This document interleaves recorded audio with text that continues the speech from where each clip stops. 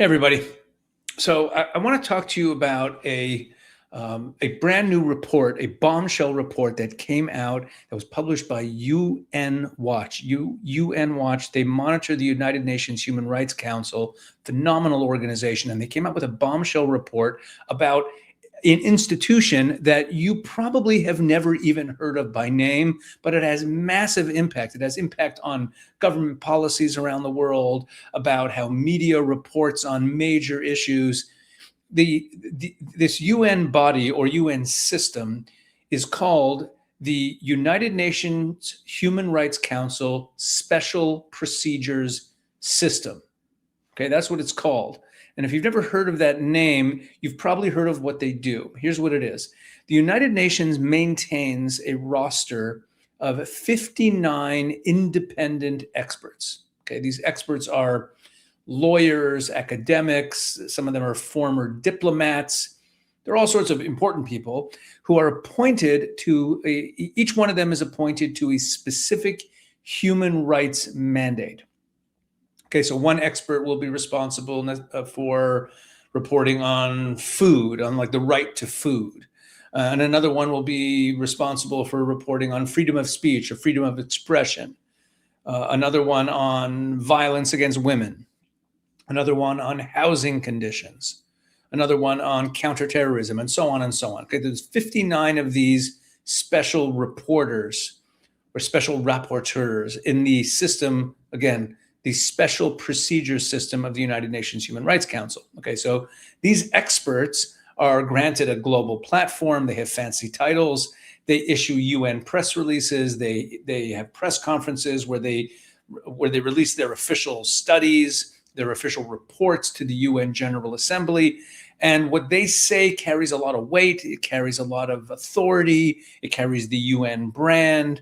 For those of you following the Gaza war closely, and especially if you followed this, what I was writing and when I was putting out the videos I was putting out on Israel 365 News about the whole Gaza starvation hoax. So you'll remember that there was this UN special reports about how much food was going into Gaza that were full of lies that we were reporting on. That's an example. So they put out these important reports. Now, how much weight do they carry? Well, a lot. Their reports get cited by the International Court of Justice, by the International Criminal Court, by the European Court of Human Rights. But those bodies, not everyone respects them, but they're also, cited in academia. They're considered credible sources. They're considered authoritative. If you're citing a UN report, it has credibility, right? Governments use these reports. And whenever one of these experts issues a report, the media doesn't say this one independent UN affiliated expert thinks XYZ. They say the UN says, right? Because it's the UN brand. So they have a lot of power.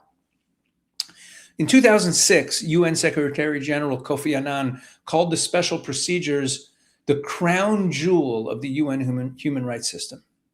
So now let's get to this report. They just released it. UN Watch is based in Geneva, phenomenal organization. They monitor the United Nations. The executive director of UN Watch, Hillel Neuer, is one of the most effective voices holding the UN accountable. If you haven't come across him, look him up. The report is called From Watchdogs to Ideologues. From Watchdogs to Ideologues. And you can find the report on their website at unwatch.org. You can find it there. And you just, it's right there on the front page. You can just scroll down and download it right there. You can download the full report. I highly recommend you do so. And what it documents is how corrupt this whole system is. So I'm going to walk you through some of this. It's an over 100-page report. We're not going to walk through the whole thing. But I want to start, before we get into the actual corruption, I want to start by making you understand what the system was supposed to be, okay? The basic idea behind the special procedures actually makes a lot of sense. You appoint independent experts, people who have no government affiliation, no political agenda, and they investigate human rights conditions around the world, and they report back to the UN.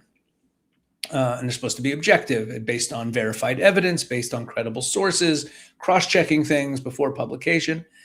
That's their code of conduct. That's the rule book they're supposed to follow. And in theory, what this creates is a neutral expert voice that governments and courts and civil society and journalists can rely on. Okay, it's not the voice of a particular country. It's not propaganda. It's supposed to be authoritative, just the facts, determined by serious, neutral people. Okay. But what happens when the people filling those expert roles are not neutral and they're ideologically driven? Right? What happens when they take the UN institutional authority and they just use it to advance their own political agenda? Well, what you get is what this report calls evidentiary laundering. Right? What's evidentiary laundering? That's unverified claims that are filtered through UN letterhead, stamped with UN authority, and presented to the world as the impartial findings of independent experts. That's what the report documents. And I want to show you exactly who these people are. Okay, I don't want to talk in generalities. I want to give you specific names and stories, examples. And these are only examples. Again, the report is over 100 pages long, but here's a few examples. Let's start with Irene Khan. So Irene Khan is the special rapporteur on freedom of expression and opinion. Very nice. So before her UN appointment, Irene Khan was the Secretary General of Amnesty International, where she made herself famous by calling Guantanamo Bay the gulag of our time. She left Amnesty under mysterious circumstances in 2009, after which it came out that she had received a secret payout of 533,000 British pounds. That's like it's like around 720,000 US dollars. It's more than 4 times her annual salary. It's 4% of Amnesty's entire annual budget. Now, Amnesty's own UK director publicly apologized for this, but there's no record that she ever returned the money. Then she was appointed as the UN's global guardian of free speech, her current role, right? So who appointed her? Ready for this? A 5-member vetting committee that was led by China, appointing the special rapporteur on free speech, China. And here's something that Hillel Neuer pointed out that really captures how incestuous this whole world is. Follow along. Khan's deputy at Amnesty was a woman named Kate Gilmore. And after Irene Khan left, Kate Gilmore became the deputy UN High Commissioner for Human Rights. And during that same period, Agnes Callamard, who is Katie Gilmore's wife, was appointed the UN Special Rapporteur on extrajudicial executions. And today, Agnes Callamard, wife of Katie Gilmore, is now the head of Amnesty International, which is where Katie Gilmore started working under Irene Khan. You see how this works? It's the same small network of people that rotates endlessly between Amnesty International and the United Nations, filling each other's positions, citing each other's reports, and they call it an independent human rights system. But it's all just a little club of people who are all closely associated with each other. Let's get back to China. What is China's choice of a free speech czar? What does she monitor in her UN role? Well, in her 5 years, Irene Khan issued 2 mild criticisms of China, 0 criticisms of Cuba, nothing about Eritrea, where there's no freedom of speech, nothing about North Korea, where there's no freedom of speech, nothing about Nicaragua. But she has accused American universities of colluding with the U.S. government to silence pro-Palestinian voices. Oh, that's a crime, right? China's not silencing anyone. North Korea is not silencing anyone, but U.S. universities are. She called it their duty to protect pro-Hamas campus protests, ignoring the anti-Semitism and the violence that accompanied them, right?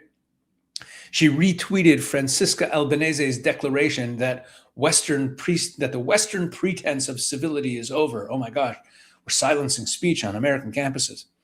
This is the UN's guardian of free speech. She's appointed by China. She doesn't say a word about the countries that imprison and execute journalists. No. She's focused on American universities. And then we meet Tlaleng Tlaleng Mofokeng. Tlaleng Mofokeng. She is the special rapporteur on the right to health. The right to health. So let's talk about the UN expert on health. Tlaleng Mofokeng, Dr. Tlaleng Mofokeng, wrote an op-ed for Teen Vogue magazine encouraging teenage girls to view prostitution as a legitimate career choice. Quote, "In some ways, aren't we all sex workers?" She wrote that.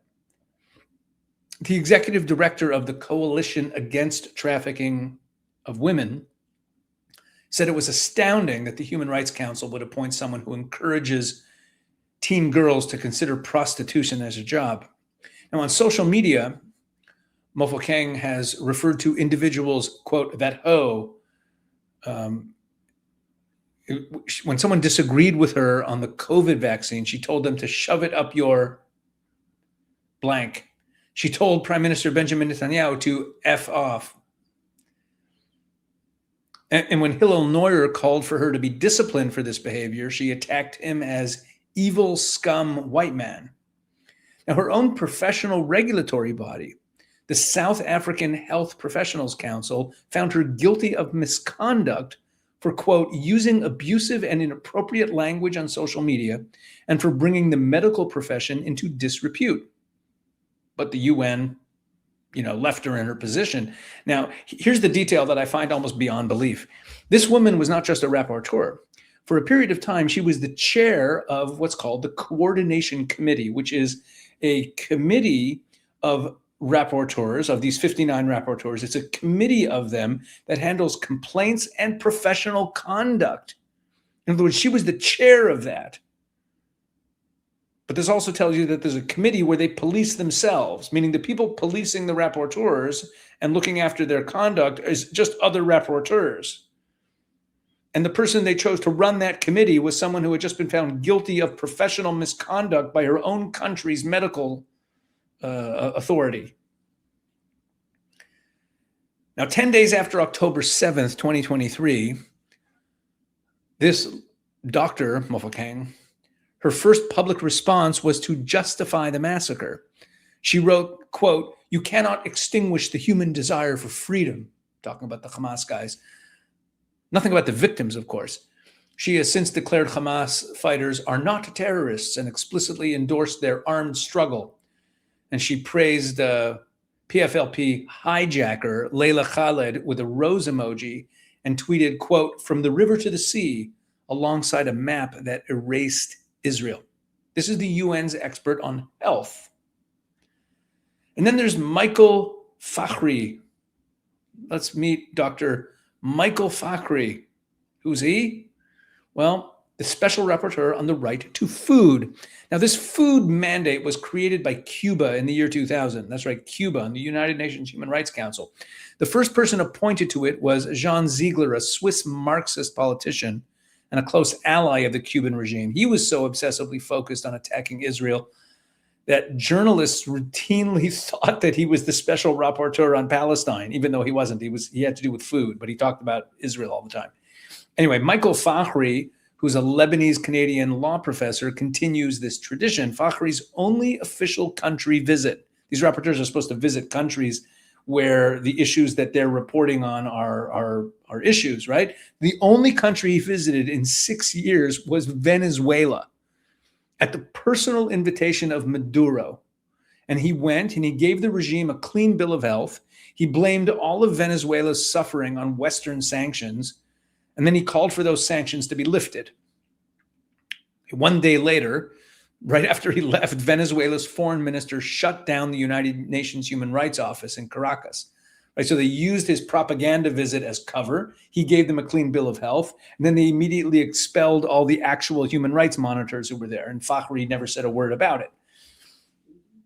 Okay, now here's the detail that puts everything into focus. One of the Israeli hostages murdered in Gaza, Eden Urali, when he came out, his body was only 80 pounds. Other hostages routinely lost 30% of their body weight in captivity. They were starved. We all remember the pictures. Hamas was deliberately starving Israeli hostages. Michael Fakhri, the UN's special rapporteur on the right to food, never issued a single statement about that. Not one word about Hamas deliberately starving the people in its custody. Instead, he used his mandate to lead the UN campaign accusing Israel of deliberately starving Palestinians, a campaign that continued even after the studies came out, the authoritative IPC review studies came out on the famine classification and showed that there was enough food in Gaza, that there was no famine. But he doubled down, even though the UN's own document said that there was no famine. This is the food rapporteur, silent on Hamas starving hostages, but loud on Israel starving the Gazans, even though they weren't. And then we have Alena Douhan. Let's check her out. Alena Douhan is she's former special rapporteur on the negative impact of the unilateral coercive measures. Now, what is that?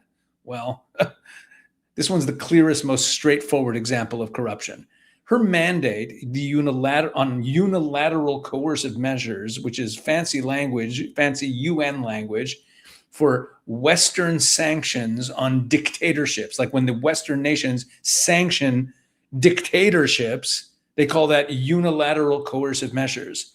So this position, her mandate, was created by Iran and the non-aligned movement.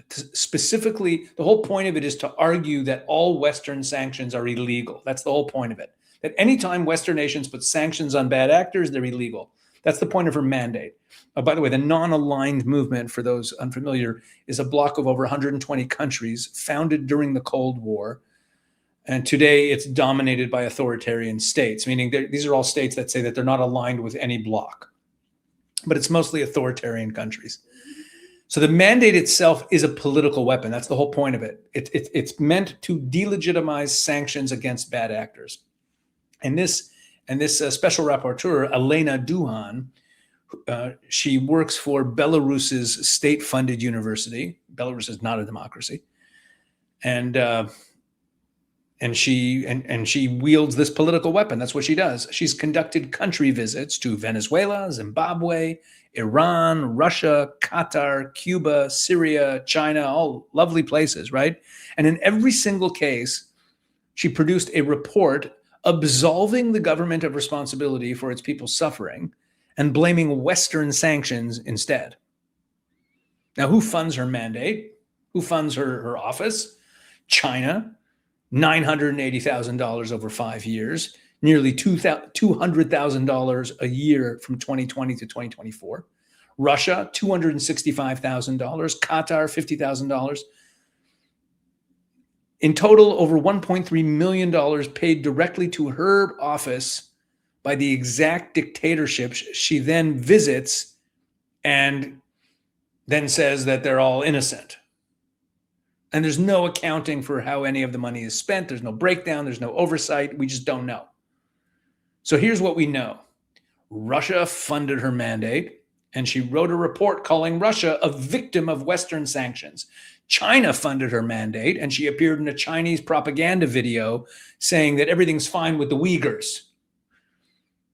Okay, this is a human rights mandate funded by the regimes it's supposed to hold accountable. And the last expert we're going to meet today is Reem Alsalem. Reem Alsalem, the special rapporteur on violence against women and girls. There we go. I'll keep this one brief because the facts don't really require too many words.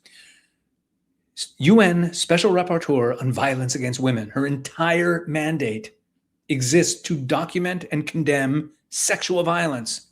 Well, on October 7th, 2023, Hamas committed systematic sexual violence against Israeli women. It was documented extensively by the UN's own investigators, by forensic experts, by testimony, by Hamas's own body cameras. And Reem Alsalem publicly minimized and questioned those crimes. She questioned them. She's not sure about them. She said, we're just not sure that there's any evidence. Maybe there's no real proof. But at the same time, she has advanced and amplified unverified allegations that Israeli forces commit sexual violence against Palestinian women. The woman whose sole job is to protect victims of sexual violence chose to protect the narrative over the victims. Now, I want to make sure that we understand that this is not just a few bad apples. That's not what this is. The UN Watch report documents a politicized appointment process. It selects for exactly these kinds of people. And I've already talked about how they're connected to each other, a lot of them. There was one occasion where the vetting committee actually recommended a genuinely impartial candidate for the Palestinian territories mandate. And the guy, he was a Georgetown professor with no record of prejudicial statements. He didn't seem to be on either side. And Arab and Islamic states immediately pressured the Human Rights Council to reject this professor. And they wanted someone who had the right views. So she was passed over, and a candidate from the Islamic States bloc was appointed instead. You see, if you're impartial, you're actually disqualified. That's the way it works. That's the way the system works. The Ford Foundation gave over $6 million to various of these mandates. That's what each of them is called, over 8 years. George Soros's Open Society Foundations gave approximately $3 million. And Open Society openly acknowledged that a donation to an advocacy center at Rutgers was specifically intended to influence, and did influence, a rapporteur's choice of what they were reporting, right? That's their donation, right? They were buying a UN report. And when any of this is challenged, there's no mechanism to do anything about it. There's no oversight body, right? Because any complaints just go to the coordination committee, which, as we just saw, was chaired by Dr. Mofokeng herself. The committee's own mandate says that it exists to enhance and facilitate the work of mandate holders, meaning the oversight committee isn't really oversight. It's just to help out the other members of, the other mandate holders. That's what they're called, these rapporteurs. It's not a disciplinary body. It's not supposed to hold them accountable. It's just a union. It's just a group of friends. So rapporteurs can issue false, libelous reports, and there's no accountability, but they have credibility. Right? This is, there's the expression, the foxes are in the hen house. This is actually the foxes own the hen house. I don't know, whatever the analogy should be. It's not a good analogy. Okay, let me take a step back now and tell you what I think is the big takeaway. Because the corruption of the special procedures system is just a symptom. The United Nations was founded on a very noble idea, right? The world had just come through the most catastrophic war or wars in human history. The founders of the UN believed that if you create a forum where all the nations can talk, where every dispute has a diplomatic channel, you could prevent wars, and it'll be a more peaceful world, and everyone's at the table. There's logic there. But here's the fatal flaw baked into the UN system from the beginning. To bring everyone to the table, you have to treat everyone at the table as legitimate, right? You see, so you have a democratically elected government next to a dictatorial, despotic government, and they have the same vote. A government chosen by its own people, and a government that seized power through violence by putting a bullet in the head of the previous guy, they have the same legitimacy and the same standing and the same rights, the same UN membership card. So think about what that means. When you do that, that's a moral statement. It's not neutral. I understand the logic. You want people to talk, but understand the morality of this. What we basically say with this equivalency of everyone being a member of the UN is how a government comes to power, how they hold power, how they wield power is irrelevant to their legitimacy. Whether a people freely choose their leaders or not is irrelevant. Power is power. A seat at the UN table is a seat at the UN table. But it's not just a philosophical problem. You see, there's real world consequences because UN membership brings legitimacy, and legitimacy brings trade relationships, diplomatic recognition, protection from military intervention, access to international institutions. So I control this country by force becomes a recognized legal status with concrete economic and political benefits, right? I could take over a country by getting a group of thugs with me together, get some guns, shoot the people in charge, take over, declare ourselves dictators, and we get to be in the UN with everything that comes with it. And the authoritarian countries in the UN understood this better than the democracies did. They understood how to weaponize this whole system. And they've been weaponizing it for decades. So Cuba creates the food mandate and installs a Marxist ally as their first rapporteur. Iran and the non-aligned movement create the sanctions mandate to fight for dictatorships, to fight against accountability, to fight against sanctions from Western states. That's why they created it. They use the UN. China selects the free speech monitor. You see how this works? They didn't just benefit from the UN system. They picked up the tools of the UN system and they used them. The special procedures system was not gradually corrupted. It was deliberately captured by the people it was supposed to hold accountable. So we have this very respected brand, the United Nations. What's more respected in international affairs? The United Nations. And they use it to launder their evil and launder their propaganda and give it a veneer of expert stamp of approval, of expert opinion. That's the bankruptcy of the United Nations. It's not about being inefficient. Yeah, okay, it's not about being like, incompetent. It's not about being a bureaucracy. The problem is it's a structural problem. It's a moral equivalence problem. The idea that a vote from North Korea counts the same as a vote from Denmark, that makes the whole UN concept not only useless, it makes it harmful. It legitimizes evil. It doesn't constrain evil, it legitimizes evil. It protects evil from accountability. And it hands evil regimes the weapons that they can use against democracies that are trying to hold them accountable. Let's end with some numbers. Since October 7th, 2023, when Hamas massacred over 1,200 people that day, the UN Special Procedures as a group have issued 148 statements targeting Israel, condemning Israel. 148. Russia's war in Ukraine has produced 64. Sudan's civil war that has displaced 13 million people, displaced and famine and suffering. There have been 24 statements about that situation. 148 about what's going on in Israel. 148. 24 about what's going on in Sudan.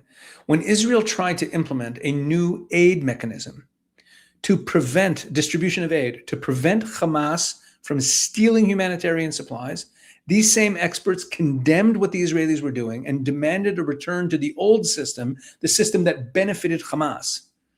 They accused Israel, not Hamas, they accused Israel of exploiting humanitarian aid. The food rapporteur ignored Hamas starving Israeli hostages. The violence against women rapporteur denied Hamas raped Israeli women.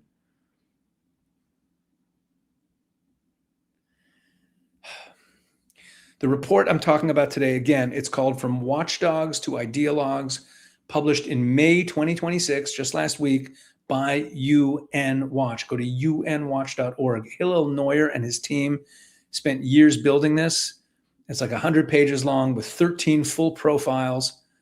Look it up, unwatch.org. Read the report, share it with people. What I want you to take away isn't to be outraged, although you can be outraged because it's the UN. It's just so ridiculous. I want you to understand. That's what I want. that the problem isn't a few bad actors, it's the system. The United Nations, you should not be ashamed to say to people, reasonable people, that the United Nations must be disbanded because it is a cover, it is a shield for evil. It facilitates evil. It's part of the reason why we can't get rid of evil despotic regimes, because they have the legitimacy of being a UN member. It is a problem. The UN is a problem. God bless Hillel Neuer and the folks at UN Watch for producing this report. That is the end of my rant today.